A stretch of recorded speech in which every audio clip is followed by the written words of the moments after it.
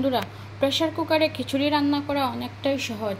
যেরকম আমি কুকার প্রথমে গরম করে নিলাম, তারপর দিয়ে দিয়েছি তেল, আর এখন সম্পাসের জন্য দিচ্ছি শুকনো লঙ্কা আর তেজপাতা দিয়ে একটু ঘুরিয়ে দিলাম। আর এখন দেবো সম্পাসের জন্য পাঁচফোড়ন।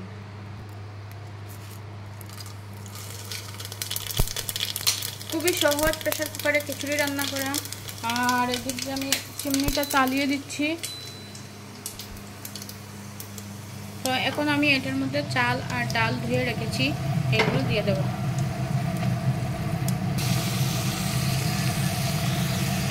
এই যে দিয়ে দিয়েছি চাল আর ডাল।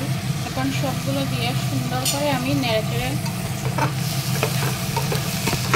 একটু সবজি কেটে রেখেছি, সবজিগুলো দেব।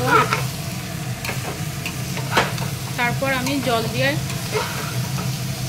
সবজিগুলো দিয়ে সব রকমের মশলা দিয়ে দেবো, যতগুলো মশলা দেওয়ার, হলুদ, জিরে, নুন, এগুলো দিয়ে তারপর আমি জল দেবো।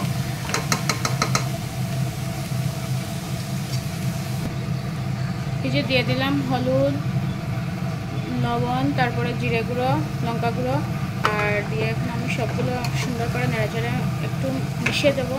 তারপর উপরে সবজি দিয়ে জল দিয়ে ঢাকনা দিয়ে দেবো।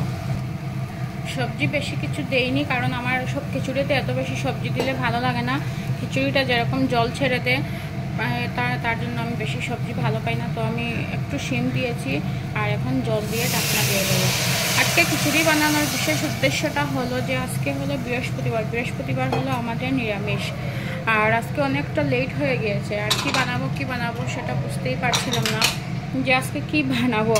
তো হঠাৎ করে মাথাতে বুদ্ধি এলো যে না, আজকে তো বৃষ্টি আছে, বৃষ্টির দিনে খিচুড়ি খেতে অনেকই ভালো লাগে।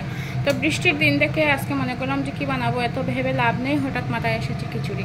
তাই আজকে খিচুড়ি আর আলু ভাজা বানাবো। দিয়ে দিয়েছি ঢাকনা, আর একটা সিটি দিলেই আমি অফ করে দেব।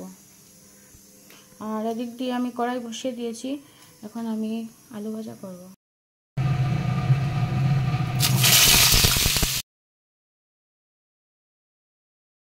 বন্ধুরা দেখে নিন কত সুন্দর খিচুড়ি হয়েছে। দেখেই মনে হচ্ছে খুবই সুস্বাদু, খুবই টেস্টি হবে, অনেক সুন্দর হয়েছে। আমি জাস্ট ঢাকনাটা খুললাম আপনাদেরকে দেখানোর জন্য। এরকম আপনারাও কুকারে শর্টকাটে খিচুড়ি বানিয়ে খেতে পারেন, কারণ কুকারে বানাতে গেলে খুবই সহজ হয়। তো টাটা, সবাই ভালো থেকো, সুস্থ থেকো, পাশে থেকো। যারা আমার পেজে প্রথম, চ্যানেলটাকে ফলো দিয়ে রাখো।